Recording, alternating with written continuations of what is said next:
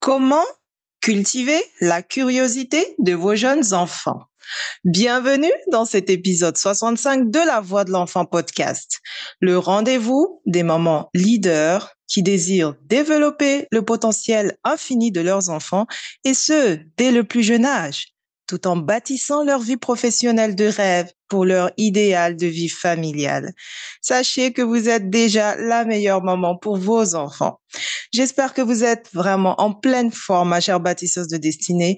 Je vous invite à vous installer confortablement. Prenez des notes, c'est très important pour réfléchir ultérieurement et implémenter efficacement les enseignements de ce jour, afin d'entamer votre voyage vers une parentalité plus sereine, plus harmonieuse, plus épanouissante et riche de sens pour vous, mais également pour vos enfants leaders.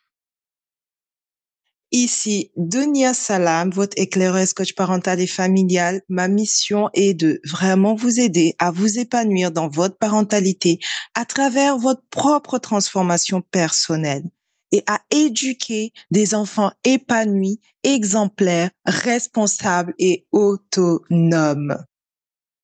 Car, je le dis très souvent, ce sont les leaders de demain. Et vous avez un rôle crucial à jouer dans leur vie maintenant en tant qu'autorité parentale. Alors, engagez-vous au quotidien à libérer le génie qui sommeille en eux. Auteur du livre 312 pensées positives, Maman Leader, bâtissez, réussissez et gagnez, ce livre qui est disponible chez Amazon transforme vraiment des vies. Boostez votre mental et gagnez en énergie grâce aux 312 pensées positives écrites spécialement pour vous, chers mamans leaders. Cultiver la curiosité et l'exploration chez les enfants est essentiel pour nourrir leur développement intellectuel, émotionnel et social. Et nous savons que ce sont des compétences très importantes pour vivre en société.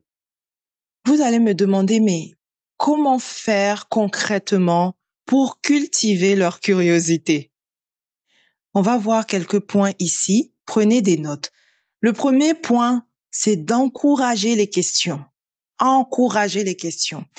C'est-à-dire créer un environnement où les questions sont encouragées et valorisées au sein de votre foyer. Répondez aux questions de vos enfants avec patience et précision, même si vous ne connaissez pas la réponse exacte. Cela peut être une opportunité d'apprentissage pour vous deux. Allez faire des recherches. C'est très amusant en fait.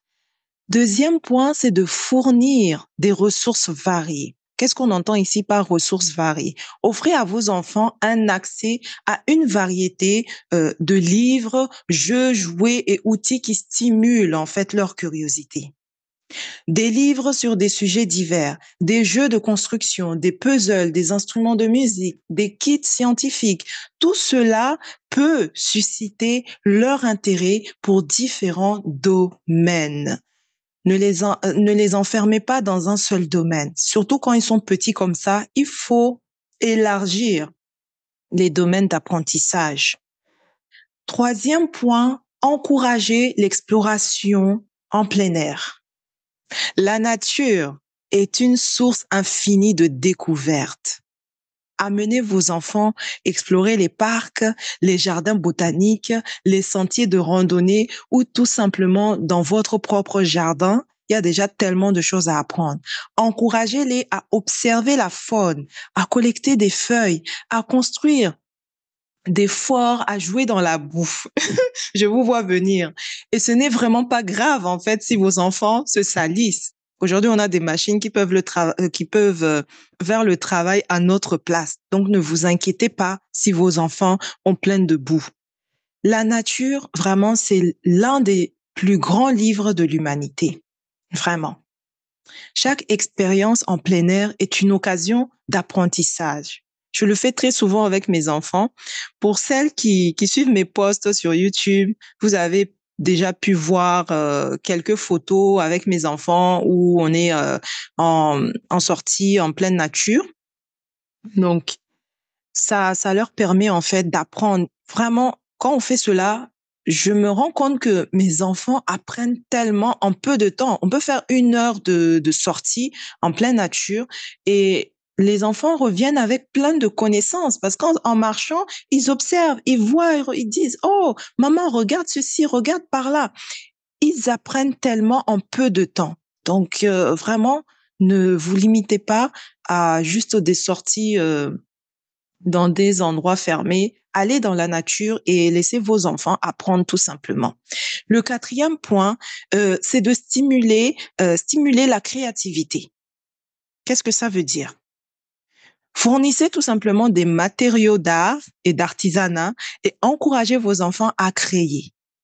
Observez-les, vous allez voir, vous allez être épatés.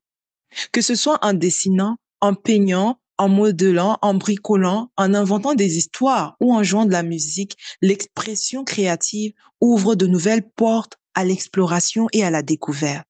Par exemple, ma fille et moi aimons passer certains après-midi pour créer des bijoux, ça nous fait plaisir, pour faire ou pour faire du crochet. Et on voit bien que ce sont des activités qui intéressent même les plus jeunes. Testez et vous m'en direz des nouvelles. Le cinquième point, c'est de participer à des activités enrichissantes. Inscrivez vos enfants à des cours ou des activités parascolaires qui les intéressent.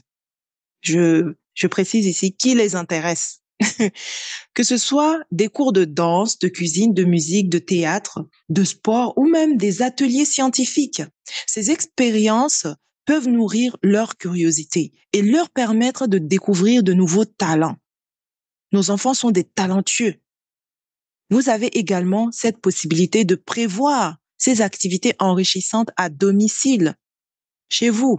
Vous n'avez pas forcément besoin d'aller trop loin. Sixième point, c'est de poser des défis. C'est un de mes points préférés. Proposez à vos enfants des défis ou des projets à réaliser.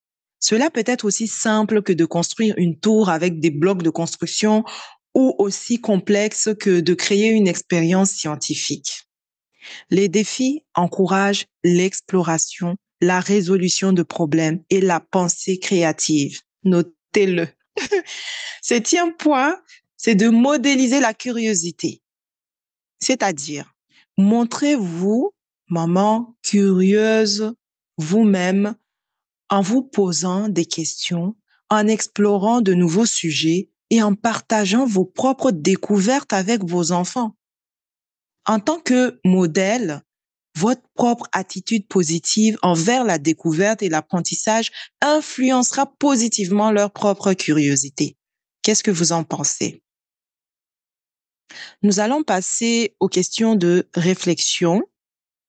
Et je vous invite aussi à mettre en commentaire vos questions, votre avis, partagez votre avis.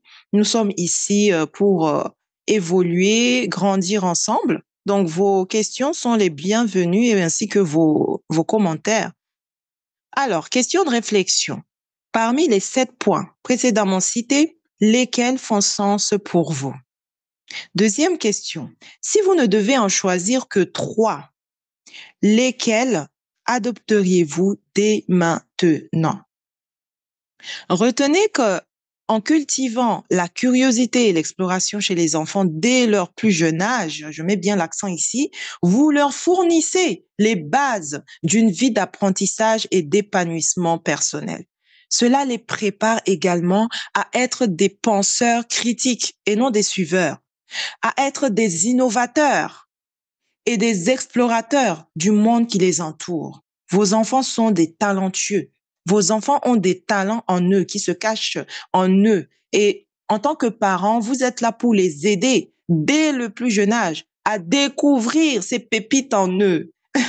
Donc, observez, comprenez et agissez pour le bien-être de votre famille et de votre génération à venir. Votre voix compte. Souvenez-vous toujours que vous, parents, êtes le meilleur guide pour vos enfants. Et en tant que guide, liez-vous d'amitié tout simplement avec la connaissance et la sagesse divine. La décision finale vous revient. Le bon moment, c'était hier. Le meilleur moment pour agir, c'est maintenant. Vraiment, maintenant. Merci de nous avoir rejoints pour cet épisode 65 de La Voix de l'enfant podcast sur les clés pour cultiver la curiosité et l'exploration de vos enfants leaders. C'était Dunia Salam, votre éclaireuse pour vous servir avec amour. Ma mission est de vous aider à expérimenter une parentalité sereine avec vos enfants au-delà des challenges quotidiens et à façonner votre vie de famille idéale, celle qui vibre puissamment au plus profond de votre âme. Chaque famille est unique, chaque famille a sa propre vision de la vie. Bye bye et à la semaine prochaine. Merci.